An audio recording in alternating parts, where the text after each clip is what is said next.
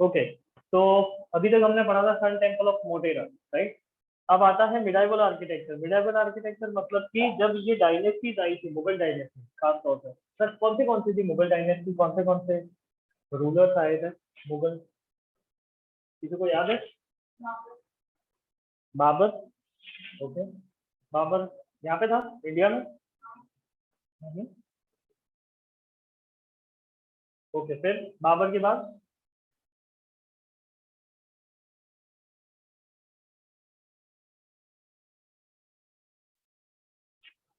अकेला बाबर ही था, तो फिर उनके सन थे ना, बाबर का सन, फिर उसका सन, फिर उसका सन, फिर उसका सन।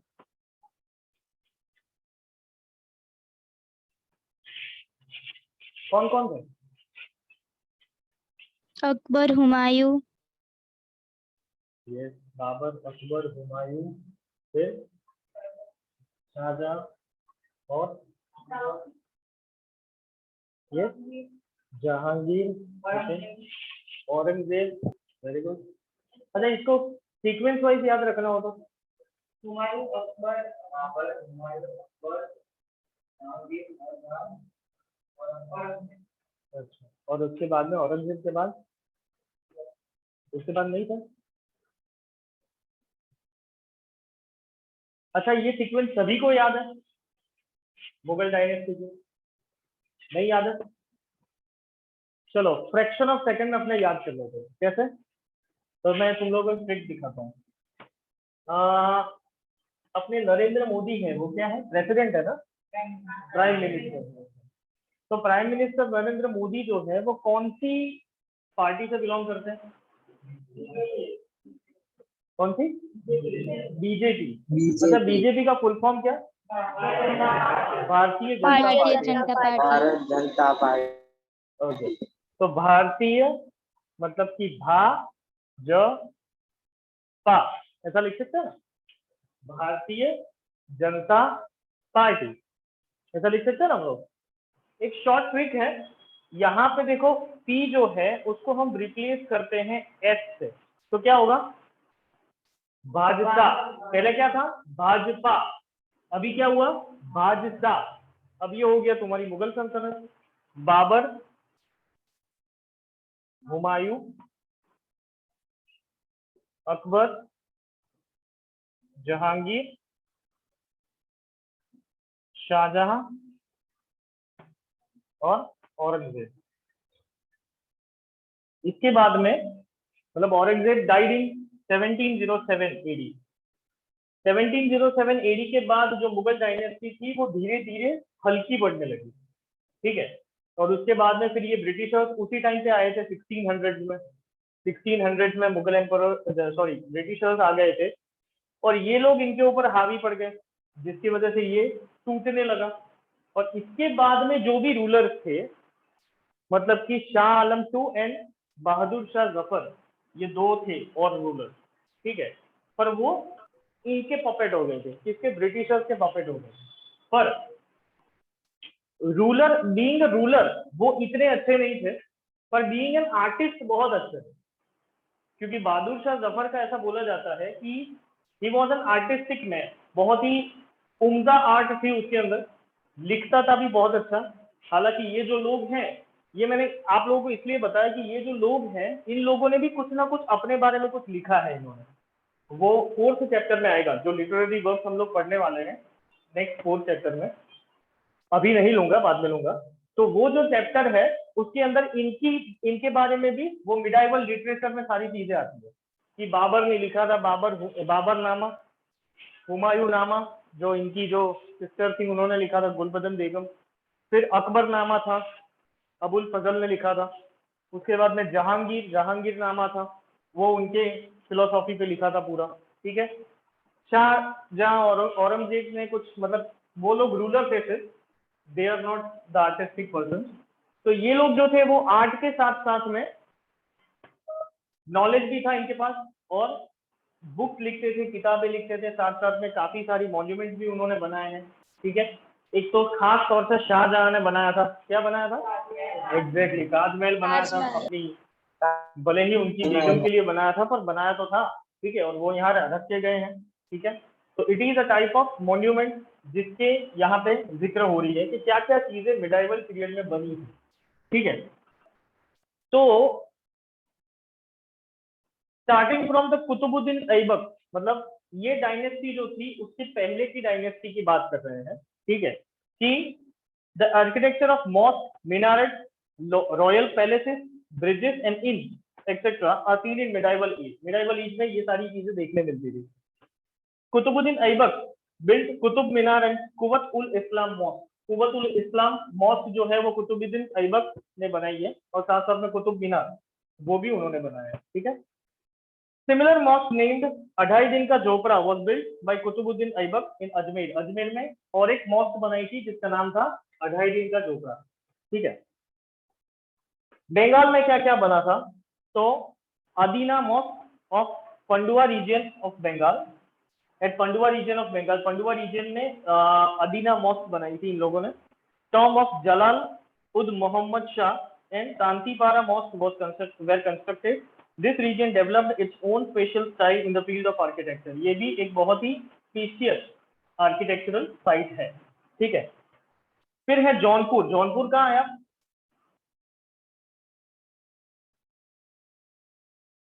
कहाँ आया जौनपुर? उत्तर प्रदेश में आया जौनपुर। ठीक है, जौनपुर, मिर्जापुर, देखा तो होगा मिर्जापुर, वो है ना, कितने लोगों ने देखा है? Yes, sir. हाँ, उसके पास में ही है जौनपुर। ठीक है, okay. Sultan of Turkey built Atala mosque. जो टर्की के सुल्तान थे उन्होंने अटाला मॉस्क बनाई थी। There is an artistic grill around the dome, मतलब उनके जो डोम था ऊपर वाला, उसमें आर्टिस्टिक ग्रिल बनाई थी इन लोगों ने। The walls and ceiling are decorated with many Indian design including lotus. मतलब लोटस जो है वो हमारी इंडियन डिजाइन, लोटस हमेशा इंडिया में ही होता है, बाहर कहीं नहीं होता है। तो यही डिजाइन जो है उस टाइम पे उन्होंने रखी थी। ठीक है, आज भाजपा ने ली है। मालवा, मालवा एक प्लेटू है। Peculiar style of Mandu building is seen under the protection of sultans. Many such tombs have been created over there. The huge and impressive domes and carving of balcony in this structure are attractive. Tomb of Hoshang Shah is completely made of marble in Indian style. मतलब tomb जो थी, tomb का मतलब क्या होता है? Cover, yes. Cover जो है, होशांग शाह की जो कबर है वो पूरी मार्बल से बनाई है। तो मतलब उस टाइम पे भी मार्बल की इतनी डिमांड थी, आज भी है मार्बल की डिमांड। अदर प्रोविंसेस, बाकी सारे प्रोविंस में क्या था, beside this the rulers of Kashmir and Bahmani, Bahmani kingdom था, डायनेस्टी थी। Bahmani built dome of Bijapur, buildings at Bidar and गुलबर्गनी and madrasa of Mohammad Gawa, temples of Hampi Vitthala Swami and Hazar Rama, Gopurams and artistic pillars are well known art of Vijayanagar empire. ये सारी चीजें जो है वो Vijayanagar empire ने बनाई थी। ठीक है, अच्छा मुझे ये बताओ मदरेसा क्या होता है, पता है किसी को मदरेसा? मॉस्क क्या होती है? मस्जिद। मस्जिद। मुस्लिम का टेम्पल, ओके। मुस्लिम के टेम्पल मस्जिद। को अपने मॉस्क बोलते हैं। ठीक है, या तो फिर मस्जिद बोलते हैं। ठीक है, उसका दूसरा नाम है मस्जिद। अब ये मदरेसा क्या होता है? मदरेसा मतलब मदरेसा and the second name is Jamat Khana. Muslim का मदरेसा और जमात खाना, ठीक है, ये दोनों एक ही चीज है। वो लोग क्या करते हैं, वहां पे जितने भी मुस्लिम्स हैं उनको वो लोग रिलीजियस ट्रेनिंग देते हैं, उनको रिलीजियस ट्रेनिंग देते हैं। जैसे कि हमारे यहाँ पे ऐसा कुछ नहीं है रिलीजियस ट्रेनिंग, हम लोग टेम्पल में जाते हैं या तो हमारे कोई भी रिलीजियन धर्म गुरु के घर पे जाते हैं या तो उनके आश्रम में जाते हैं, तो हमको रिलीजियस ट्रेनिंग मिल जाती है। अगर यहाँ पे कोई स्वामीनारायण होगा तो स्वामीनारायण मंदिर में जाता है, तो वो जो संत लोग होते हैं वो हमको कुछ ना कुछ प्रीच करते हैं। ठीक है, या तो कोई दूसरा परिवार का होगा, कोई भी रिलीजन का, जैन होगा, तो वहां के जो सेंट्स होते हैं या मॉन्क्स होते हैं तो वो हमको रिलीजियस ट्रेनिंग देते हैं। तो उसी तरह से मुस्लिम्स को वहां के जो मौलवीज होते हैं जो मदरसा में रहते हैं, तो मदरसा में उनको रिलीजियस ट्रेनिंग दी जाती है। तो उस तरह से मदरसा बनाया हुआ है। It is compulsory to all Muslim के मदरसा ज्वाइन करना ही होता है। हमारे लिए इतना कंपल्सरी नहीं होता। रिलीजियस हमारी जो जो भी स्पिरिचुअल एक्टिविटीज है तो वो हमारे लिए कंपलसरी नहीं होते, अगर करना हो तो करते हैं पूजा, नहीं करना हो तो नहीं करते। पर उनकी जो कम्युनिटी है उनके अंदर रिलीजन जो है वो इतना कॉन्सेंट्रेटेड है कि उनको 2 या 3 बार नमाज तो पढ़नी पड़ती है, ठीक है, और साथ साथ में उनको मदरसा में भी जाना पड़ता है क्योंकि वहां से उनको रिलीजियस ट्रेनिंग मिलती है। ठीक है, clear? Okay, next architecture of Gujarat. कुछ नहीं है, टेम्पल है, मॉस्क है, जैन टेम्पल्स है, कैपिटल ऑफ गुजरात, उसमें अपनी फेमस अदालत भी है, अदालत की वाव, और काकरिया लेक भी है इसके अंदर, सब कुछ है। वो भी पूरा रीडिंग का ही पोर्शन है। रीड करो कोई आज, कौन करेगा? यस, थोड़ा जोर से पढ़ना।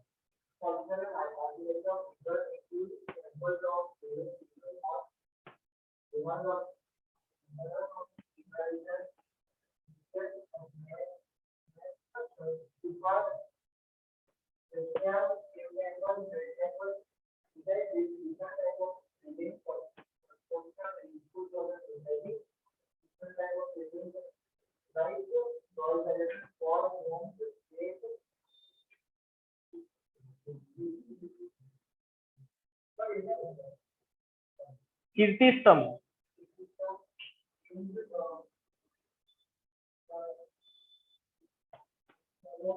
उपाश्रय,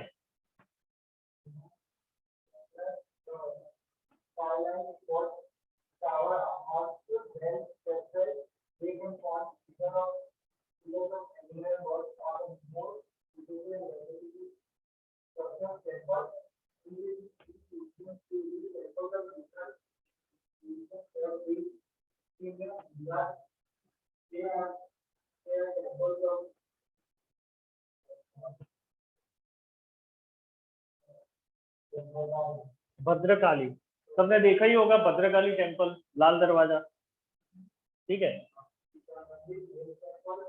गीता मंदिर भी पता होगा, अपना एसटी बस स्टैंड है, ठीक है।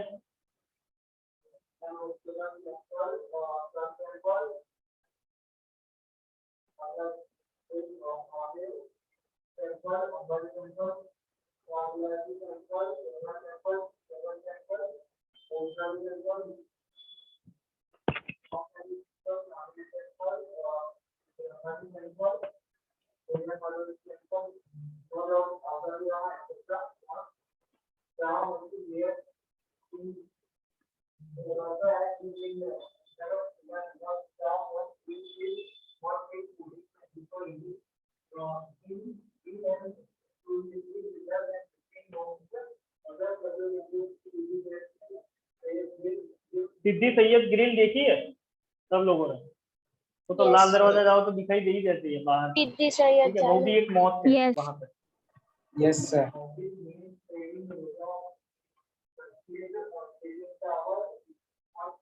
शेकिंग टावर देखा है? Shaking minaret? Yes sir. हाँ हाँ, वही झूलता मीनारा। कहाँ है? अहमदाबाद में ही है। कहाँ है? कालूपुर रेलवे स्टेशन के बाद है। कालूपुर रेलवे स्टेशन के पहले जो 2 मीनारेट्स हैं बड़े बड़े, अभी बंद कर दिया है। पहले तो सबको जाने देते थे, ऊपर भी जाने देते थे, पर अभी सब बंद कर दिया है क्योंकि अभी बहुत ही पुरानी बिल्डिंग हो गई है, तो मतलब रिनोवेशन वहाँ पे कुछ मांग रहे हैं, तो अभी बंद कर दिया है। बाकी बाहर से दिखती है सबको। अभी नेक्स्ट टाइम जब भी जाओ कालूपुर रेलवे स्टेशन तो सबसे पहले देखना वहाँ झूलता मीनारा।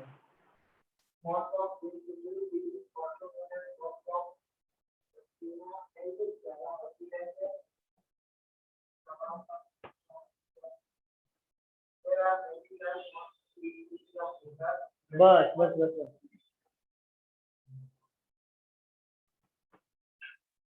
Then temple of Architi, Tilwari Architi, Sankeshwar, Siddhiviri, Siddhujagiri, Balika, etc. are quite well known for the architecture and carving point of view. Stepwells of Gujarat, stepwell of Adalat, stepwell of Dadahari, Rani, stepwell of Patan, stepwell of Dagori, etc. are very friendly examples of stepwell construction. Apart from this, there are many best specimens in field of architecture. Examples: Fort of Gadra, Teen Darwaza, Naginawadi, Kankaria lake, Rudramahalaya, Saptalingam lake, story of Samadhi, Samadhi of Sanadini, Kirtipura, Musa Lake, Malar Lake, etc. These are added to the dignity and glory of Gujarat. Today, Gujarat shines like star in the world map because of its art of sculpture, architecture, and carving.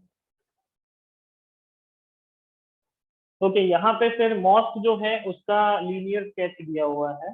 तो सबसे पहले तो गलियारा किसको बोलते हैं? The way to enter and exit from the mosque, मतलब जब हम कोई भी मॉस्क के अंदर या मस्जिद के अंदर एंटर और एग्जिट करते हैं उसको हम बोलते हैं गलियारा। ठीक है, वो लोग बोलते हैं गलियारा, हम नहीं बोलते। फिर होता है किबला।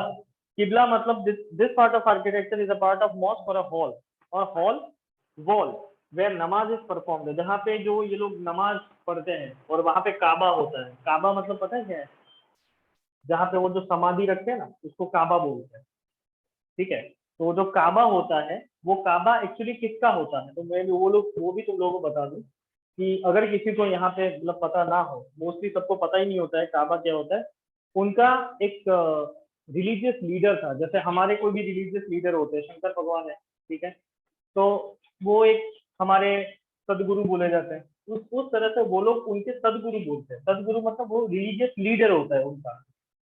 तो उनका रिलीजियस लीडर है प्रोफेट मोहम्मद, सबने पढ़ा होगा प्रोफेट मोहम्मद के बारे में। उसका दूसरा नाम है मोहम्मद हुसैन, जिसके लिए ये लोग तादिया करते हैं। ठीक है, अब मोहम्मद हुसैन जो थे उनको उन्हीं के लोगों ने मार डाला, उन्हीं के लोगों ने, उन्हीं के कम्युनिटी ने मार डाला था, क्योंकि वो बहुत ही फेमस हो गए थे। और उनका जो प्रीचिंग था, मतलब it is the same kind of Christianity, जो जीसस क्राइस्ट को जिस तरह से उन्हीं के लोगों ने मारा था, ज्यूस पीपल्स ने, उसी तरह से ये प्रॉफेट मोहम्मद जो है वो उनको भी उन्हीं के लोगों ने मारा था। ठीक है, उनकी बच्ची को, छोटी सी बच्ची थी उनकी, उनकी वाइफ थी, उनके पापा मम्मी थे, उनके भाई थे। अब ये भाइयों भाइयों के बीच में ही झगड़ा हुआ था और इन्होंने मार डाला था इसको। तब से ये लोग, मतलब जो प्रॉफेट मोहम्मद जो है या तो मोहम्मद हुसैन जो है, उनको ये लोग इतना प्रीच करते हैं और वही उनके लिए अल्लाह है। और वो भी ऐसा ही सिखाते थे कि हमारे पूरे मतलब की दुनिया में एक ही अल्लाह है। ठीक है, और उनकी कोई मूर्ति नहीं होती है, बस वो काबा होता है मोहम्मद हुसैन का, वहां जाके वो लोग नमाज पढ़ते हैं और अल्लाह को याद करते हैं। ठीक है, तो ये उनका कंसेप्ट होता है। उनका सबसे बड़ा जो काबा है वो यहाँ पे है, मक्का मदीना। जो जितने भी मुस्लिम लोग हज करने जाते हैं तो वहां पे उनको जाना ही पड़ता है, मतलब उनको बोला गया है, उनके रिलीजन में लिखा गया है, उनके रिलीजियस बुक में भी लिखा गया है, कुरान में, कि अगर आप मुस्लिम हो तो आपको पूरी लाइफ में एक बार तो आपको हज पे जाना ही पड़ेगा। ठीक है, और वो भी उनके में मतलब उन लोगों में इतना मतलब स्ट्रिक्ट होता है कि अगर आपके आस पड़ोस में नॉर्थ साउथ ईस्ट वेस्ट कोई भी डायरेक्शन में लगभग 1 से 2 किलोमीटर तक किसी के घर में भी कोई बंदा बीमार है, या कोई भी लड़का या लड़की या कोई भी एजेड पर्सन अगर बीमार है और आप हज पे निकल रहे हो तो आप नहीं जा सकते। आपको पहले उनकी सेवा करनी है, उसके बाद में आप हज पे जाओ। मतलब इतना स्ट्रिक्ट नॉर्म्स होते हैं उनके रिलीजन में। ठीक है, फिर आता है liwan, the room in a mosque with pillars.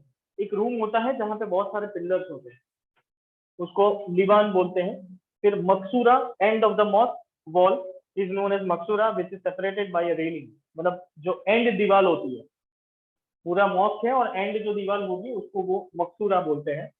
महरब, the interior part of the mosque wall which is of human height indicate correct direction of the Mecca. मतलब जो अंदर एक पत्थर रखा गया होता है वो इस डायरेक्शन में रखा गया होता है जिस डायरेक्शन में मक्का है। मैंने अभी बोला मक्का, ठीक है, तो मक्का कहाँ पे आया? ईरान इराक में आया। ठीक है, तो वो डायरेक्शन दिखाता है वो मक्का की, मतलब उनको याद दिलाया जाता है कि यही जो है वो मक्का, वो आपका द्वार है, वहां तक आपको जाना है। ठीक है, तो अच्छे कर्म करो, अच्छा काम करो तो आप मक्का जा सकते हो। ठीक है, एंड लास्ट है सहान, the campus of mosque where the followers of Islam get together for prayer is known as सहान। जो बड़ी सी जगह होती है जहाँ पे हम हिंदू टेम्पल में सब लोग बीच में जगह होती है, वहां पे सब लोग बैठते हैं, ठीक है, और सब लोग प्रेयर्स करते हैं, वर्शिपिंग करते हैं। और उनके में भी ऐसा होता है कि एक साथ में सब लोग जहाँ पे बैठते हैं वो सहान बोलते हैं वो जगह को, और वहां पे सब लोग बैठ के नमाज पढ़ते हैं। क्लियर, पता चला? पूरा चैप्टर एक बार रिवाइज कर लो, कोई डाउट हो तो पूछ लो।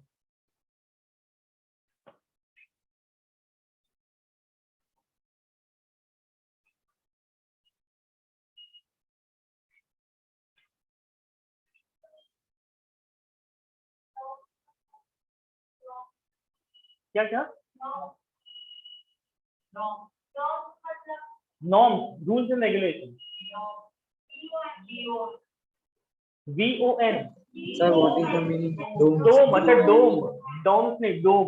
डोम मतलब जो ऊपर जो छज्जा होता है ना, ऐसा कर्व शेप में छज्जा होता है, उसको डोम बोलता है। Okay, sir.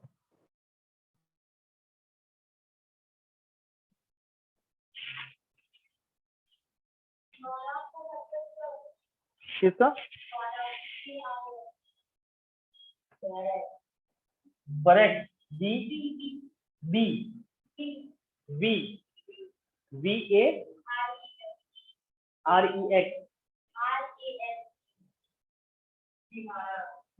अच्छा, विहार,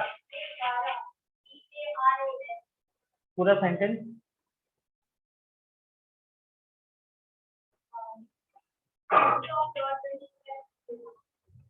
अच्छा, वराह अवतार, वराह अवतार है वो अगर आपको पता हो तो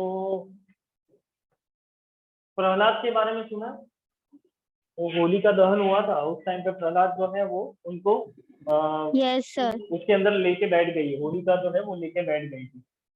और उस टाइम पे जो हिरण्यकश्यपु था, मतलब इसका फादर, प्रहलाद का फादर जो था, वो बहुत ही कनिंग था, जो प्रहलाद को, विष्णु भगवान को मानने नहीं देता था। और वो ऐसा बोल रहा था मैं ही खुदा हूँ, मतलब हिरण्यकश्यपु खुद को खुदा मानता था, और उसको ऐसा बोलता था प्रहलाद को कि मैं ही खुदा हूँ तो मुझे प्रे कर दो। तो वो विष्णु को प्रे करने की जरूरत नहीं है, वो विष्णु तो कपटी है ऐसा। तो एक सिचुएशन ऐसी आई, मतलब उनका जो जो पाप का घड़ा जो था वो बहुत ही भर गया, बहुत भर गया। और उसके बाद में ये विष्णु भगवान जो है उसने वराह का अवतार लिया था, मतलब शेर का मुंह था, और इस तरह से, हाँ नरसिंह, हाँ वो वराह अवतार।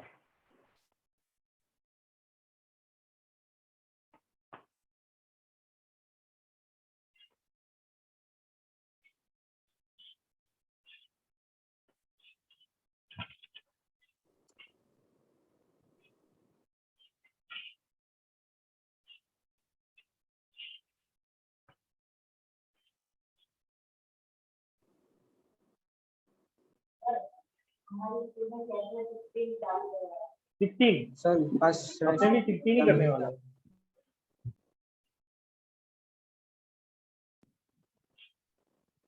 Sir, yes, sir, past rush का meaning क्या होता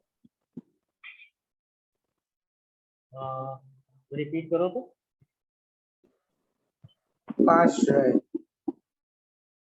सेंटेंस पूरा।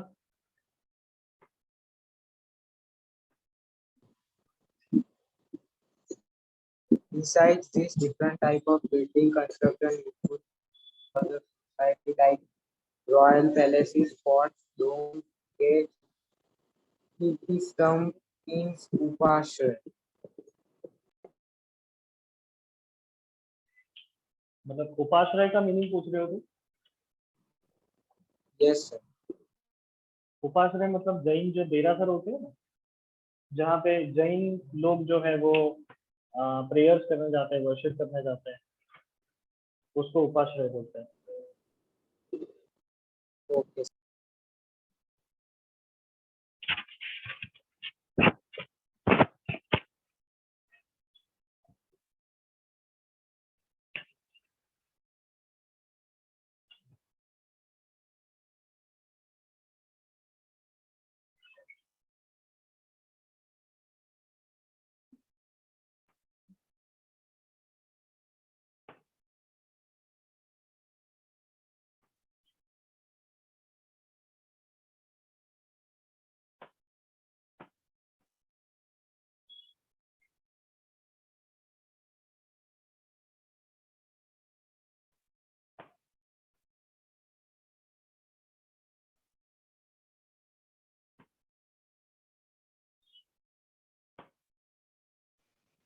सर तनिषा मारू को ऐड करो ना।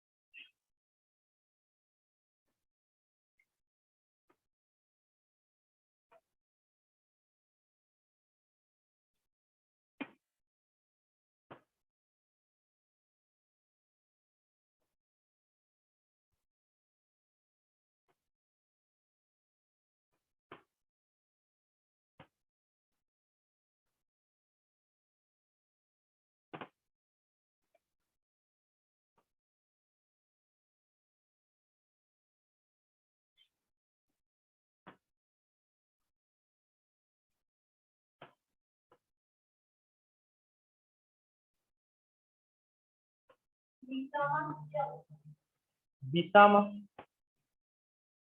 Rest room.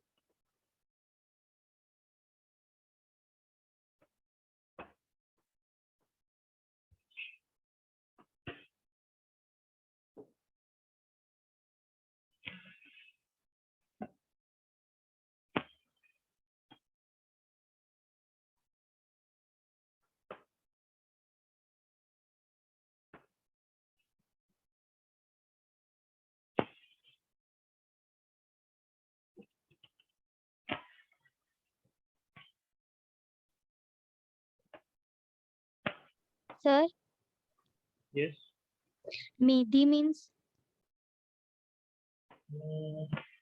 लीनियर स्केच में लिखा होगा, देखो नीचे।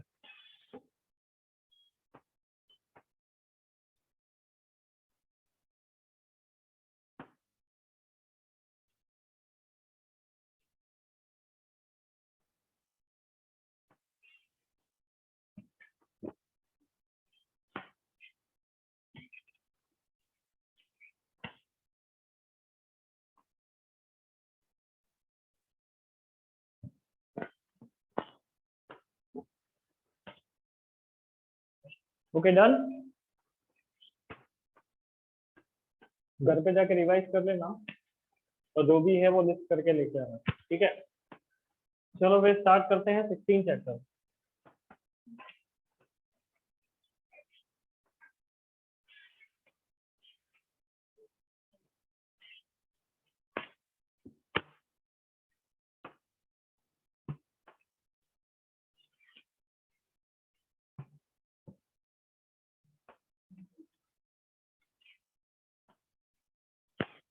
किन किन के स्कूल में ये खत्म हो गया है या तो शुरू किया है? खत्म हो गया है, शुरू किया है, बाकी तुम लोग शुरू नहीं किया है? मतलब सब लोग अलग अलग स्कूल से हैं। तुम कौन से स्कूल में? शायोना। शायोना वाले कितने हैं यहाँ पे? ओके, सब शायोना पलटन है। ओके, फिर अच्छा त्रिपुदा। अच्छा, और कोई स्कूल का? नालंदा। नालंदा वाले? Okay, Asia.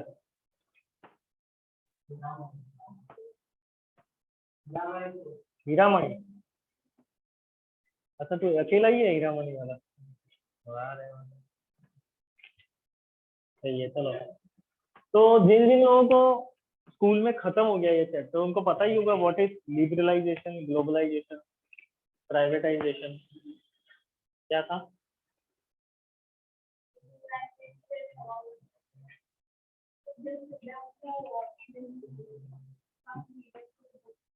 ओके, फिर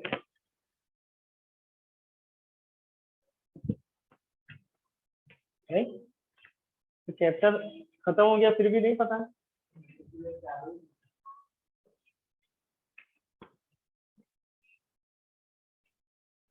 स्कूल में से अच्छे अच्छे से पढ़ाते नहीं है क्या? नहीं पढ़ाते, ऐसे ही जाने। हाँ, तो यूजुअली इंग्लिश के टीचर ही ऐसे पढ़ाते हैं।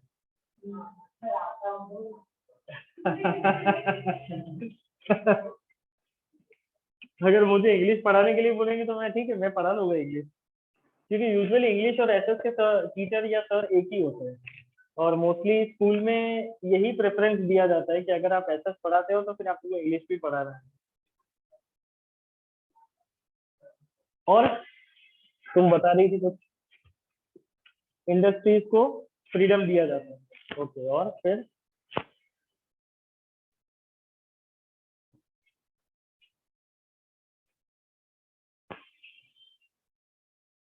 नहीं अच्छे से पढ़ाया, थोड़ा थोड़ा। चलो, हम अच्छे से पढ़ते हैं। The concept of economic liberalisation, privatisation and globalisation. Actually ये चैप्टर जो है वो इसका हेडिंग पहले कुछ अलग था। मतलब 3-4 साल पहले की जो बुक थी इसमें ये तीनों चीज लिखी हुई थी, पर अब इन्होंने पूरा कट शॉर्ट कर दिया, इकोनॉमिक लिबरलाइजेशन एंड ग्लोबलाइजेशन। अब व्हाट इज इकोनॉमिक लिबरलाइजेशन? तो ये जो 3 वर्ड है, ये 3 वर्ड के अंदर ही उनकी डेफिनेशन है, ठीक है। अब ये 3 वर्ड पढ़ेंगे उस टाइम पे मैं तुमको बताऊंगा कि इनकी डेफिनेशन किस तरह से निकालनी है उसके अंदर से। सबसे पहले थोड़ा सा बैकग्राउंड में देख लेते हैं, मतलब ये जो इंडस्ट्रियल पॉलिसी थी उनको लाना क्यों पड़ा, इंडिया के अंदर ये आई क्यों, ठीक है। तो जब इंडिया इंडिपेंडेंट कब हुआ था? 1947। ओके, 1947 में जब इंडिया इंडिपेंडेंट हुआ था तो इस टाइम पे कौन था first prime minister of India? Yes, mister Jawaharlal Nehru. Yes, तो जवाहरलाल नेहरू जो थे, इन्होंने एक जो हमारे यहाँ पे पॉलिसी थी वो पॉलिसी इन्होंने क्लोज कर दी थी, बंद कर दी थी। कौन सी पॉलिसी थी वो? जिसका नाम है एग्जिम पॉलिसी। ये एग्जिम पॉलिसी जो थी वो 1947 में जब हम लोग इंडिपेंडेंट हुए और जब हमारा कॉन्स्टिट्यूशन बना और इम्प्लीमेंट हुआ और जब ये प्राइम मिनिस्टर की कुर्सी पर बैठे तो इकोनॉमिक रिफॉर्मेशन हुआ और उसमें इन्होंने एग्जिम पॉलिसी जो है वो बंद कर दी। ये एग्जिम पॉलिसी क्या है? तो एग्जिम पॉलिसी के अंदर एक्स जो है विच रिप्रेजेंट एक्सपोर्ट और IM जो है विच रिप्रेजेंट इंपोर्ट। अब ये एक्सपोर्ट इंपोर्ट वाली जो कंसेप्ट थी हमारे यहाँ पे, वो कंसेप्ट जो है इन्होंने कैंसिल कर दिया। अब क्यों कैंसिल किया, सोचो क्यों कैंसिल किया होगा?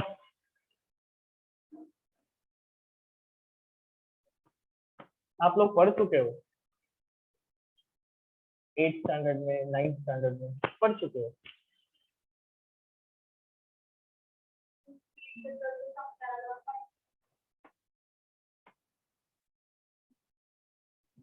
नाइन्थ स्टैंडर्ड में कौन सी हिस्ट्री आती थी? फर्स्ट चैप्टर क्या था 9th स्टैंडर्ड में?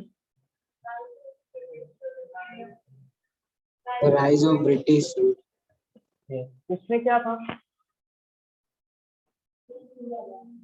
East India company. East India company क्यों बनी थी?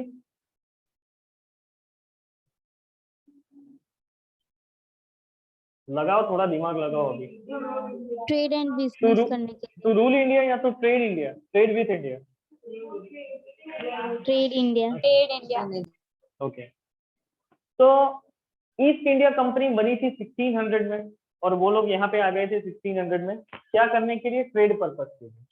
ठीक है, अब वो लोग क्या ट्रेड करना चाहते थे? स्पाइसेस जो हमारे यहाँ पे थे सबसे ज्यादा, फिर मछली, कॉटन, ये सारी जो वैरायटी जो इंडिया के अंदर थी, जो दूसरी कंट्रीज में नहीं थी, सिर्फ और सिर्फ इंडिया के पास ही थी, और वही चीज वो लोग लेने आते थे। ठीक है, अब सिचुएशन ऐसी हुई कि इनिशियल स्टेज पे तो वो लोग ट्रेड करने आते थे यहाँ पे। अब धीरे धीरे उनकी लालच बढ़ने लगी और उन्होंने पूरा इंडिया जो है वो कैप्चर करना शुरू कर दिया। ठीक है, और कैप्चर करके उसके ऊपर रूल किया। कितने? Approximately 250 years. ठीक है, तो एक ये सारी चीजें क्यों हुई? क्योंकि उस टाइम पे एग्जिम पॉलिसी ऑन थी। अगर एक्सपोर्ट इंपोर्ट पॉलिसी अगर हमारे यहाँ पे है, हमारी गवर्नमेंट परमिट करती है, तो ही बाहर का बंदा अंदर आएगा ट्रेड करने के लिए। ठीक है, और हम कोई भी चीज जो है वो एक्सपोर्ट कर सकते हैं या फिर इंपोर्ट कर सकते हैं। अब सबसे पहला जो स्टेप इन्होंने लिया आफ्टर इंडिपेंडेंस, क्या किया? यही जो पॉलिसी जिससे ट्रेड होता था, बाहर के लोग जो है वो ट्रेड करने आते थे, वही दरवाजा जो है इन्होंने बंद कर दिया। क्यों? क्योंकि जो पहली एक बार गलती हो गई है हमसे और 250 साल का रूल जो है हमारे माथे पे आ गया था, तो वो दूसरी बार ना आए। इसकी वजह से जवाहरलाल नेहरू ने एक बड़ा अच्छा स्टेप लिया। क्या किया? एक्सपोर्ट इंपोर्ट मतलब कि एग्जिम पॉलिसी जो है उसको शट ऑफ कर दी, बंद कर दी, ताकि हमारा कोई दूसरी कंट्री के साथ कोई रिलेशन मेंटेन ना हो या दूसरी कंट्री जो है वो यहाँ पे कोई ट्रेड रिलेशन मेंटेन ना कर सके। ठीक है, अब धीरे धीरे सिचुएशन क्या हुई कि हमारे इंडिया के अंदर उस टाइम पे तो बहुत ही कम पॉपुलेशन थी, तो हम जो भी हमारे पास अवेलेबल रिसोर्सेस होते थे उस हिसाब से हम लोग जो भी चीजें प्रोडक्शन करते थे और उनकी डिमांड जो है वो फुलफिल करते थे। धीरे धीरे सिचुएशन ऐसी हुई, थोड़ा डिफिकल्ट होता गया। क्यों? क्योंकि हमारे जो अवेलेबल रिसोर्सेस थे वो तो लिमिटेड थे, वो तो बढ़ने वाले थे नहीं। ठीक है, पर सामने पॉपुलेशन बढ़ता गया। अब जैसे जैसे पॉपुलेशन बढ़ता जाएगा वैसे वैसे डिमांड भी बढ़ती जाएगी। ठीक है, अब समझो यहाँ पे हम लोग 10 जने बैठे हैं और मुझे आप सब लोगों को नाश्ता करवाना है। ठीक है, तो मेरे पास एडिक्वेट प्लेट्स है, मतलब 10-20 प्लेट्स, 10-12 प्लेट्स हैं, तो हम लोग आराम से नाश्ता कर लेंगे सब लोग मिलके। ठीक है, अगर मान लो मैं और 20 जने लेके आऊं तो हो पाएगा? नहीं हो पाएगा। No sir. फिर शेयरिंग करना पड़ेगा, 2 लड़की एक में, 2 लड़के एक में। ठीक है, शेयरिंग करना पड़ेगा, तो भी कुछ भी करके हम लोग एडजस्ट कर लेते हैं। ठीक है, अच्छा और 50 जने लेके आऊं तो यहाँ पे हो सकता है? नहीं हो सकता है। और 100 जने लेके आऊं तो हो सकता है? यही तादाद में हमारी पॉपुलेशन जो है वो बढ़ती रही और सामने हमारे पास अवेलेबल ऑफ रिसोर्सेज जो थे वो कम पड़ते रहे, और हम लोग हमारी डिमांड, हम यहाँ की गवर्नमेंट जो है, इंडिया की गवर्नमेंट उस टाइम पे यहाँ की जितनी भी पॉपुलेशन की डिमांड थी वो फुलफिल नहीं कर पाती थी, और इसके वजह से इकोनॉमिक लॉस होता गया। ठीक है, स्टार्टिंग फ्रॉम 1947 से लेके 1990 अप्रोक्सीमेटली कितने ईयर्स हुए? कैलकुलेट करो तो 43। ये 43 ईयर्स जो है वो हमने कुछ भी करके निकाल लिए, पर जब 1990 आया तब हमसे रहा नहीं गया और हमने देखा कि कंडीशन बहुत खराब है, इकोनॉमिकल लॉसेस हुए हैं बहुत सारे, हमारे पास रिसोर्सेस नहीं है, हमारे पास नई टेक्निक्स नहीं है, एडवांसमेंट हमने किसी में नहीं किया, नहीं एग्रीकल्चर यूनिट में एडवांसमेंट किया है, नहीं हमारे पास ज्यादा इंडस्ट्रीज, कुछ नहीं है हमारे पास। ठीक है, बस वो जो है पहले बनाई थी वही चीज हमारे पास इंटैक्ट रखी हुई है, इससे ज्यादा हमारे पास कुछ नहीं है। और इसके वजह से इतना इकोनॉमिक लॉस हो गया कि हम लोग आगे बढ़ ही नहीं पा रहे थे, उल्टा पीछे जा रहे हैं। तो यहाँ पे सिचुएशन ऐसी हुई कि जुलाई 1991 में, उस टाइम पे हमारे प्राइम मिनिस्टर थे पीवी नरसिम्हा राव और हमारे जो फाइनेंस मिनिस्टर थे वो थे हमारे former prime minister of India doctor Manmohan Singh. ठीक है, डॉक्टर मनमोहन सिंह और पीवी नरसिम्हा राव दोनों ने मिलकर एक पॉलिसी को इनिशिएट किया, जिस पॉलिसी का नाम है इंडस्ट्रियल पॉलिसी।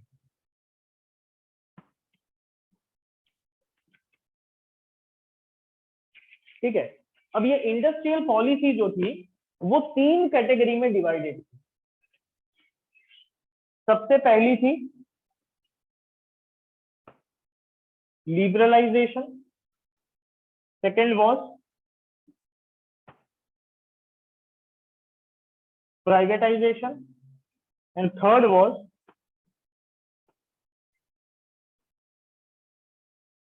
ग्लोबलाइजेशन। ठीक है, लिबरलाइजेशन, प्राइवेटाइजेशन और ग्लोबलाइजेशन, ये जो इंडस्ट्रियल पॉलिसी जो है वो 3 कैटेगरी में इन्होंने बाइफरकेट की। ठीक है, अब 3 कैटेगरी में क्यों बाइफरकेट की, तो ये भी हम लोग अंदर अंदर पढ़ते जाएंगे। इसके साथ साथ में ये इंडस्ट्रियल पॉलिसी तो इन्होंने यहाँ पे डाली, पर उसके साथ में जो एग्जिम पॉलिसी इन्होंने बंद कर दी थी उसको हटा के ये स्टार्ट कर दी। अब ये स्टार्ट करने का क्या फायदा कि अभी तक जो भी goods and services and commodity जो बाहर से अंदर नहीं आती थी, ठीक है, और हमारी डिमांड फुलफिल नहीं होती थी, तो हम दूसरी किसी कंट्री से हम लोग इंपोर्ट कर सकते हैं और हमारी यहाँ की जो डिमांड है, जितनी डिमांड है वो उतनी डिमांड हम फुलफिल करवा सकते हैं। ठीक है, और साथ साथ में हमारे पास जो भी अवेलेबल मटेरियल्स है, जो भी अच्छे से अच्छी चीज हम बनाते हैं उसको हम बाहर की कंट्री में बेच सकते हैं।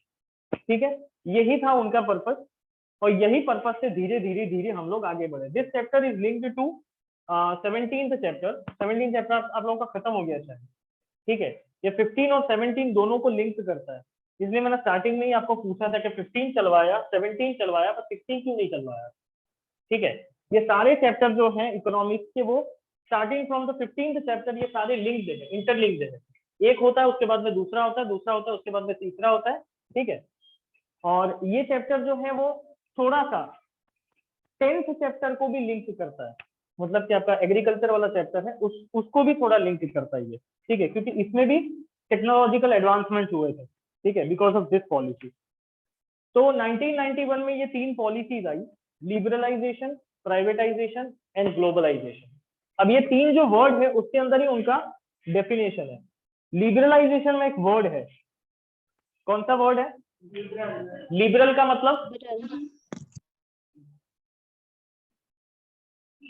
फ्रीडम। ठीक है, मतलब कि पहले 1947 से लेके 1990 तक जितनी भी रिस्ट्रिक्शंस हमारे ऊपर इम्पोज की थी वो सारी रिस्ट्रिक्शंस को धीरे धीरे धीरे धीरे हटाना है और उनको लिबरल कर देना है। अब कौन सी रिस्ट्रिक्शंस इम्पोज की थी? तो सबसे पहले तो ये एग्जिम पॉलिसी बंद कर दी थी। तो बिकॉज ऑफ इनिशिएटिंग लिबरलाइजेशन इन्होंने क्या किया, ये खोल दी। अब आपको एक्सपोर्ट इंपोर्ट करना हो तो कर सकते हो। तो सबसे पहला लिबरल स्टेप क्या लिया, एग्जिम पॉलिसी को खोल दी। ठीक है, दूसरा लिबरल स्टेप क्या लिया, तो हमारे यहाँ पे इंडस्ट्रीज का डेवलपमेंट होता था, मतलब इंडस्ट्रीज बनती थी, पर उस टाइम पे सरकार ने, गवर्नमेंट ने ऐसा बोला था कि आप 18 इंडस्ट्रीज से ज्यादा इंडस्ट्रीज आप नहीं बना सकते हो। 18 इंडस्ट्री होनी चाहिए पूरे इंडिया में, उससे ज्यादा नंबर आप नहीं कर सकते हो। ठीक है, और जिन जिन लोगों ने भी इंडस्ट्रीज बनाई थी उनको 50 से ज्यादा लाइसेंसेस लेने पड़ते थे। 50 से ज्यादा लाइसेंसेस, प्रोडक्शन का लाइसेंस अलग, जहां पे रखा है उसका लाइसेंस अलग, उसके बाद में वो एनवायरमेंटल डिग्रेडेशन करते हैं तो उसका लाइसेंस अलग, ऐसे गिना के 50 लाइसेंस थे, 50 से भी ज्यादा, उतने लाइसेंसेस उनको लेने पड़ते थे। अब दूसरा स्टेप लिबरलाइजेशन में क्या हुआ, ये जो नंबर था 18 इंडस्ट्री का, रिस्ट्रिक्शंस रख दिए थे कि 18 से ज्यादा आपको इंडस्ट्री बनानी नहीं है, ये नंबर जो है इन्होंने निकाल दिए। अब आप लोग इंडस्ट्रीज एस्टेब्लिश कर सकते हैं। तीसरा स्टेप कि इंडस्ट्रीज बनाने के लिए आप लोगों को इतने सारे लाइसेंसेस लेने पड़ते थे, उसके जगह पे 2 या 3 कर दिए। कौन से 2 या 3?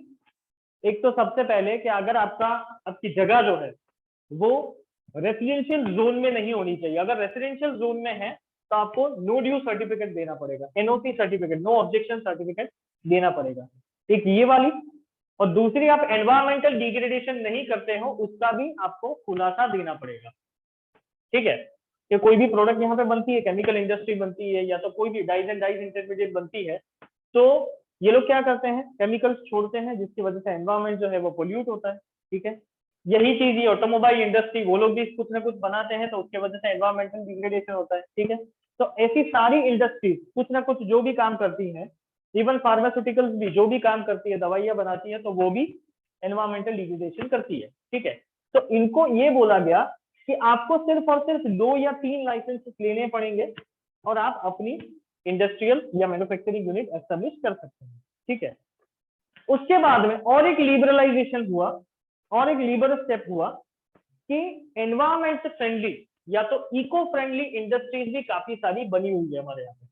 ठीक है, जैसे कि jute bag making industry, jute जो है वो तो ऑब्वियस बात है हमारा क्रॉप है। ठीक है, फिर cotton industry, cotton textile industry, तो ये सारी तो इको फ्रेंडली इंडस्ट्री है, वो तो मतलब कि इतना कुछ एनवायरमेंटल डिग्रेडेशन करता नहीं है, क्योंकि raw materials, agricultural raw materials उठाते हैं और कुछ ना कुछ बना के वो तो बेच देते हैं। ठीक है, तो ऐसी इंडस्ट्रीज, जो इंडस्ट्रीज इको फ्रेंडली है, मतलब एनवायरमेंट को कोई हार्म नहीं करती है, उनको कोई लाइसेंसेस लेने की जरूरत नहीं है। क्लियर? पता चला इतना? Yes, sir. पता चला कि नहीं? Yes, अरे sir. बोलो जोर से। हाँ, अब आवाज आई। ओके, और एक स्टेप लिया गया। पहले हमारे यहाँ पे आप लोग ने 15th चैप्टर पढ़ा होगा, तो 15th चैप्टर में है market system and socialist system. बताओ जरा मुझे, मार्केट सिस्टम क्या है?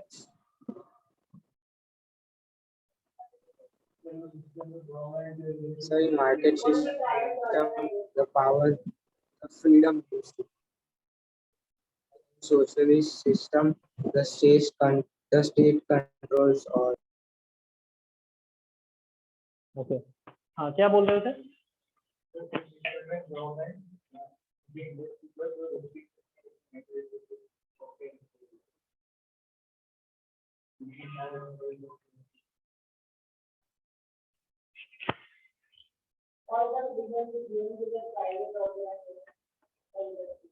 ओके, और profit is at the centre. Okay, फिर और कोई?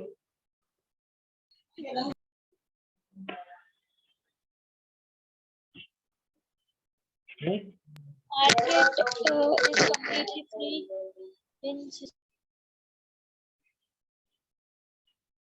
ओके, मार्केट सिस्टम का मतलब है कि प्राइवेट और इंडिविजुअल ओन करते हैं सारे गवर्नमेंट डिसीजंस, इकोनॉमिक डिसीजंस। अब ये इकोनॉमिक डिसीजंस क्या होता है? नहीं, इकोनॉमिक डिसीजंस का मतलब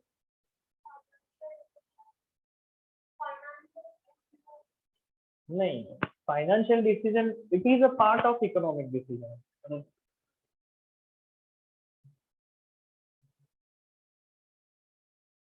अच्छा, socialist system Earning and spending money. नहीं नहीं,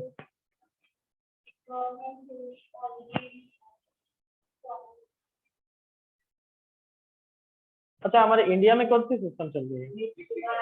मिक्स इकोनॉमी। क्यों मिक्स इकोनॉमी है? Mixed economy.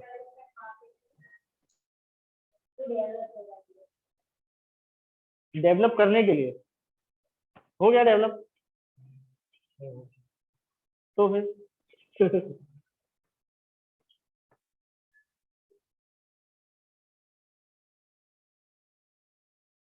अच्छा, तुम लोगों को मेन कंसेप्ट ही नहीं मालूम है इकोनॉमिक डिसीजन क्या होता है। तो सबसे पहले वो समझ लो कि इकोनॉमिक डिसीजन क्या है। इकोनॉमिक डिसीजन का मतलब है डिमांड, प्रोडक्शन, सप्लाई। क्या? Demand, production, supply. ठीक है। अगर मान लो कि डिमांड ज्यादा है, तो इंडिया की सिचुएशन में बताता हूँ, डिमांड अगर ज्यादा है तो प्रोडक्शन कम होगा और सप्लाई कम होगा। ये है सिस्टम इंडिया की। For an example, I am a T shirt making company. मैं टी शर्ट मेकिंग कर रहा हूँ, ठीक है। और इनिशियल स्टेज पे मैंने बहुत ही अच्छी अच्छी टी शर्ट बनाई, 50 टी शर्ट बनाई, मैंने मार्केट में रखी देखने के लिए कि मेरी टी शर्ट जो है वो कितनी रिलायबल है, मार्केट में टिक पाएगी या नहीं टिक पाएगी। ठीक है। अब जैसे ही मेरी टी शर्ट मैंने 50 टी शर्ट बना के मार्केट में रखी, ठीक है, उसके बाद में दूसरे या तीसरे ही दिन 50 टी शर्ट जो है वो बिक गई। अब जिसको मैंने बोला था वेंडर को, तो उसने मुझे बोला कि भाई आपकी टी शर्ट तो बहुत अच्छी है, और जो आपने जो क्लोथ यूज किया, जो मटेरियल यूज किया वो भी बहुत अच्छी है, और आपकी जो कॉस्ट है वो भी बहुत ही अच्छी है, रीजनेबल कॉस्ट है। इसकी वजह से मार्केट में आपकी टी शर्ट की डिमांड है। ठीक है। तब मैंने इनिशियल स्टेज में कितना 50 का कंसाइनमेंट रखा था, 50 का कंसाइनमेंट खत्म हो गया, मैंने कमा लिया 50 टी शर्ट से। ठीक है। अब सिचुएशन क्या हुई, धीरे धीरे मैंने डिमांड देखी कि मेरी डिमांड मार्केट में कितनी है, मेरी टी शर्ट की डिमांड जो है वो मार्केट में कितनी है। ठीक है। तो मैंने देखा 3-4 महीने, 6 महीने, 7 महीने, 8 महीने तक मैंने डिमांड देखी। उसके बाद में मैंने प्रोडक्शन शुरू किया। एक साथ मैंने 500 टी शर्ट बना के मैंने मार्केट में रखी। चौथे या 5वें दिन 500 की 500 टी शर्ट जो है वो बिक गई। मतलब कि मुझे पता है कि मेरी कमोडिटी जो मैं बेच रहा हूँ, मेरी गुड्स जो मैं बेच रहा हूँ, उसका डिमांड है और हायर अमाउंट में है। ठीक है। तो उसके बाद धीरे धीरे सिचुएशन ऐसी होती गई कि मेरी जो टी शर्ट जो मैं बना रहा हूँ उसका जो रॉ मटेरियल मुझे मिल रहा है वो हायर कॉस्ट पे मिला।